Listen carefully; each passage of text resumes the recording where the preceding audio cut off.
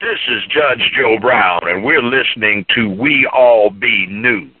News-free Dixie for the 21st century.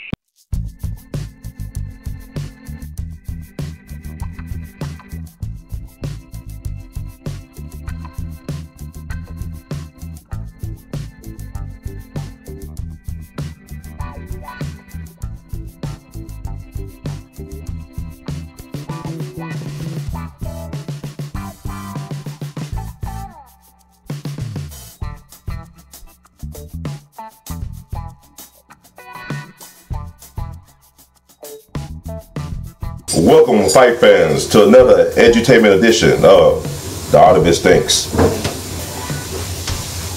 Now, everybody's weighing in. As you know, this upcoming Saturday will be one of the biggest fights of this new century, the biggest fight of the 21st century so far, between Floyd Mayweather, who is undefeated, and Manny Pacquiao, two of the greatest fighters of their generation, arguably. But I think Floyd Mayweather is going for the title of greatest of all time. But here's the thing, you know how the old folks say when they dream about the numbers, they have these dreams with numbers in them and whatnot, and they play the numbers. Well, I had a dream, and I woke up on Monday morning, and I saw it as clear as day that Floyd Mayweather is going to lose this fight on Saturday.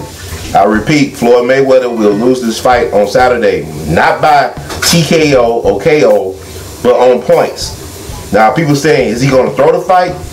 No, he don't have to throw the fight to lose the fight, you know, for it to be fixed. He don't have to even know that he's going to lose the fight.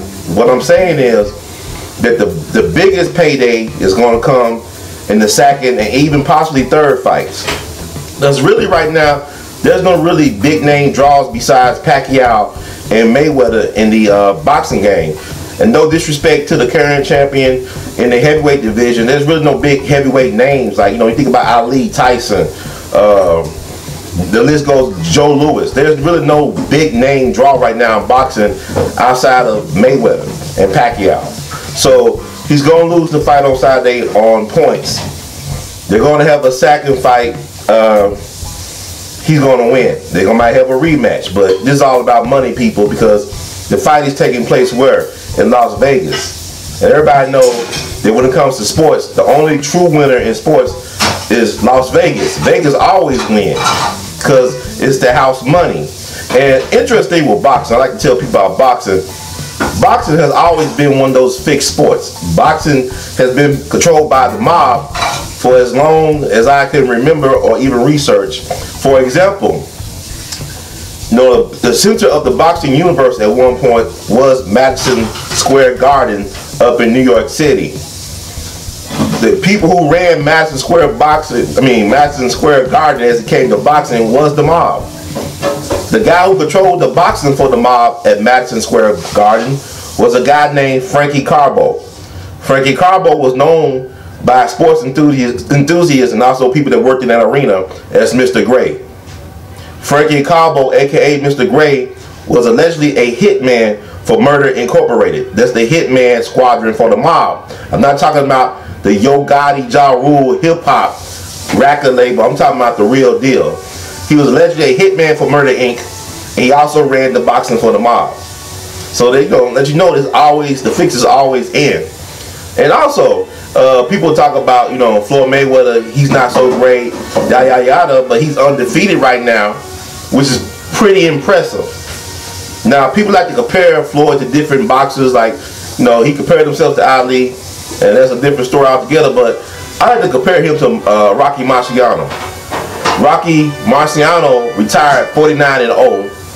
A lot of people consider him one of the greatest heavyweights of all time, at least top 10, top 20. And arguably had one of the hardest punches in history.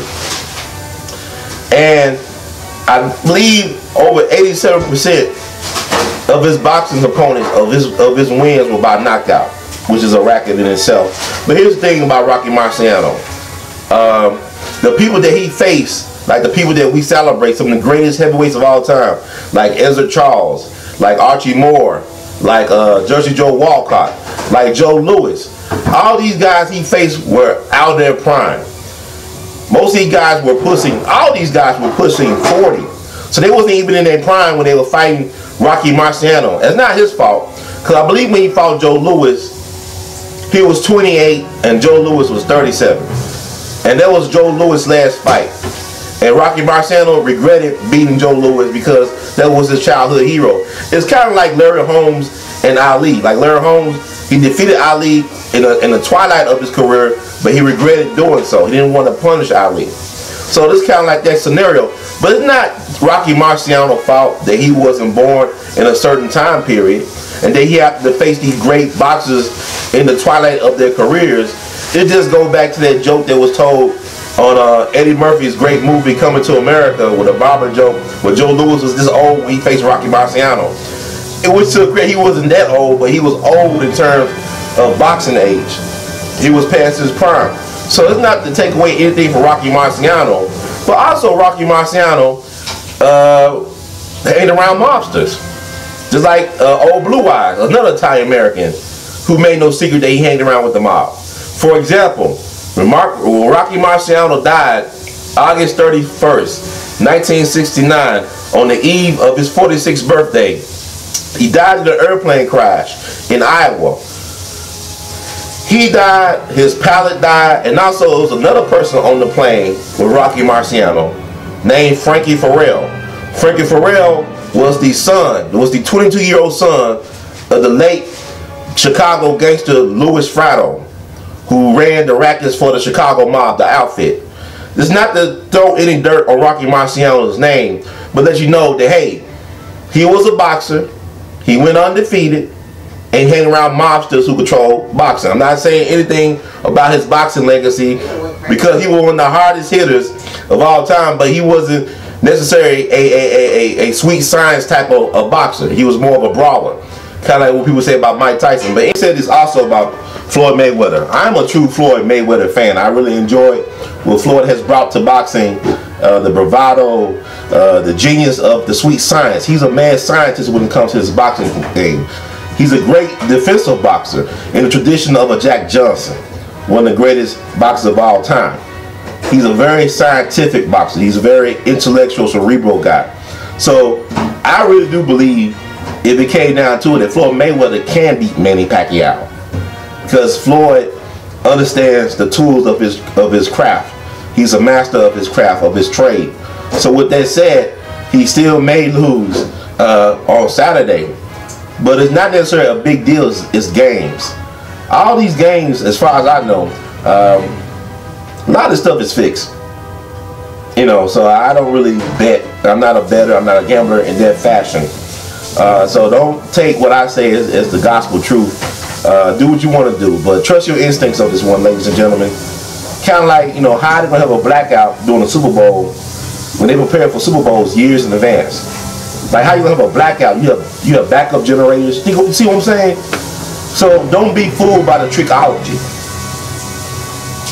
Don't be fooled by it. So anyway, this does give you an understanding of the historical context of why I can say why I say that Floyd Mayweather may lose the fight on Saturday. Not by knockout, but by decision. A controversial decision. And they'll have a second fight, will make more money, because in the end of the day, like I said, the only winners in this are Las Vegas and the gambling people. So if you have anything to add to this discussion, please feel free to comment below the video. Please feel free, if you like what you heard, to subscribe and also to donate, because we got a lot of great things coming up in the We All Be movement. So we'd love to help you a part of that movement, to plant some seeds in this movement to make it grow to its fullest potential. So thank you all for listening. In the words of the great Duke Ellington, we love you madly, and keep on producing and pushing, because we all be in it to win it.